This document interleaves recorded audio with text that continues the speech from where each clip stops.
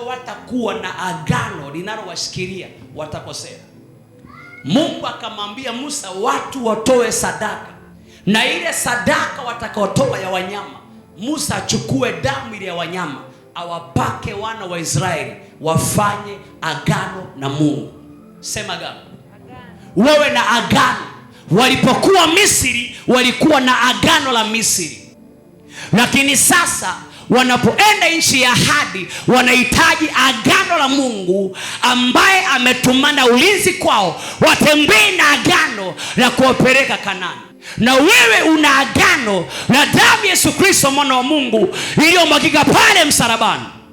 Ile damu Yesu alisulubiwa akamwaga, ilinena agano kwenye maisha yako na yangu. Una agano la damu Yesu. Akasema Musa akachukua nini?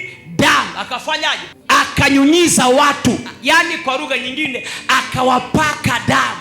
Wakapakwa damu ya agano itakalowasaidia washike amri za Mungu, washike sheria za Mungu, watembee vile Mungu anataka.